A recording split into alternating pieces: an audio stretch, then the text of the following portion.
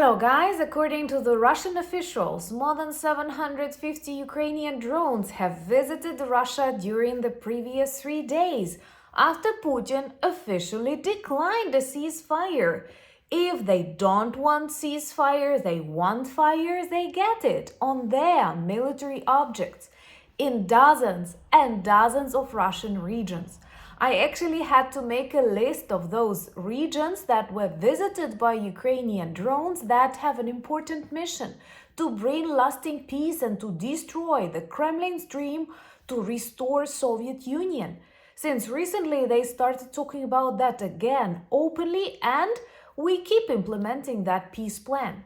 These drones working inside Russia managed to paralyze a semiconductor plant in Oryol, an important microelectronics factory in Lipetsk, and last night they targeted an accumulator plant, the one that supplies Russian Ministry of Defense, or should I say Ministry of Attack, in Yelts. Anyway, this seems like a good strategy, and I hope no one will restrict Ukrainians from defending the freedom, and no, not just in Ukraine, not just in Europe, but the world. My name is Anna, I'm from Ukraine, I'm in Ukraine, and if you want to see the collapse of the Kremlin and Putin in The Hague, subscribe, we will discuss that on the channel soon. So let's start with this important announcement that was officially made by Russian media, by the representatives of the Ministry of Attack. They claim that during these last 3 days, Ukraine targeted Russia with more than 750 drones of various types.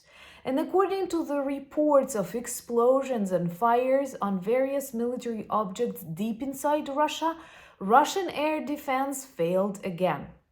I'm sure one of the reasons that will sooner or later lead to the problems inside Russia will be this dissatisfaction of the Russian population with the quality or actually absence of their air defense. Can you guess why? Because as classical bullies, Russian Kremlin leaders were totally unprepared to defend their territory from Ukrainian drones, Ukrainian soldiers. They planned this blitzkrieg that failed back in February 2022, and trust me, on that very day, Putin started the beginning of the end of the Russian Federation, but not the reconstruction of the Soviet Union, as they now start speaking about again and again in the interviews. I guess that's the reaction to Trump's indecisiveness, to escalation management, but believe me, Ukrainians are determined to destroy this plan to reconstruct Soviet Union. So let's just count these regions and this military object that were destroyed during the 3 days when almost 1,000 of Ukrainian drones reached Russia. And they pretend that everything goes according to the plan. Just imagine similar days in your countries. What would your president say? What would your prime minister say? Perhaps they would speak about a real war on the territory of your country, and I never wish you to experience that. But in Russia, they pretend everything goes according to the plan. I don't mind as long as it goes according to the plan of Zelensky, Syrsky, all of us Ukrainians. So explosions were heard in Oryol, in Kursk, in Moscow, and we will talk about that more, in Vladimir, in Kostroma, in Yaroslavl, in Kaluga, in Tambov, in Ivanovo, Samara, Nizhny Novgorod, Tula, Lipetsk, Voronezh. Just think about that. It took me a lot of time to enumerate all those regions that were totally safe before Putin started his special military operation. I am sorry, but this did not defend Russia. It actually put Russia in a great trouble that will end with the collapse of that federation, and don't be afraid of that.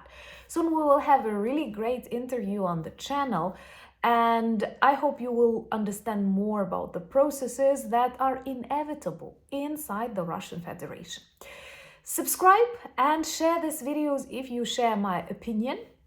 And if you want more Ukrainian drones to visit more of the legitimate military objects inside the evil empire, remember to support our 5th NEFO campaign, where we actually fundraise for drones who do the job I'm talking about right now. Thank you so much to all who has already supported that campaign. This means a lot to me.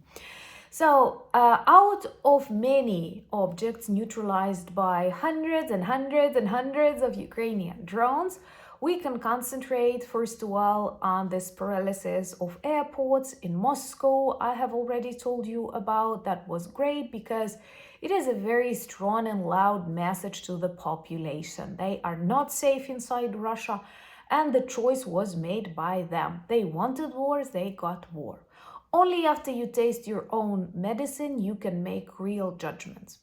Second, an important semiconductor plant was targeted in Orel region, and you can also check the video on the channel about that.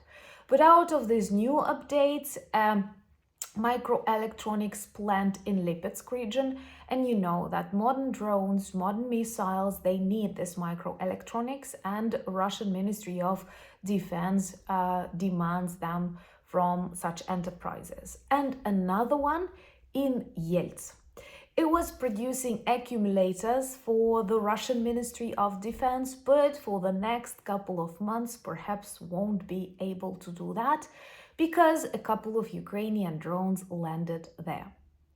Please share with those who doubt. Please share with those who keep repeating Russian propaganda narratives, who fall under Trump's messages that Russia is invincible. Just during these 3 days, close to 1,000 of Ukrainian drones visited Russia and did a lot of very important job to demilitarize and defeat it. Russia cannot control its borders in Kursk and Belgorod. Russia cannot control its airspace. Russia has to close airports literally every week in its capital, Moscow, in St. Petersburg. They do not control anything. They only control the special services, police, and fear, because it's like a national religion inside Russia. But Ukraine is determined to do the job. All you have to do is to keep supporting us and to keep believing, because all they want is to break our unity, to break our faith. But I am sorry, look at Ukrainians. After this 3 more years of the full-scale war, 11 years of war in general, we do not give up, and we know how to destroy this monster. Trust me, Soviet Union is not something you want to exist again on this planet. It was the prison for the people, but it was also the threat for the United States, for Australia, for Africa. And with unpredictable leaders like Trump, with very determined leaders like Xi Jinping, we have to be very careful and to destroy any serious plan to, reshape the world order. We don't want that. And I know you support this, so please share these videos, like them if you share my opinion. And remember, 750 drones were doing the job inside dozens of Russian regions. That is a success, and that is a proof that Russia can and will be defeated. Follow me on X, I'm fighting there, and it actually helps, I hope. Maybe one day Musk will disappear from that social media.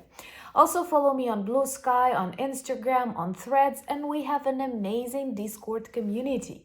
Same as we have an amazing merch shop with lots of good items that work well as reminders and conversation starters about Ukraine. Remember to subscribe to my new channel, Anna Danilchuk.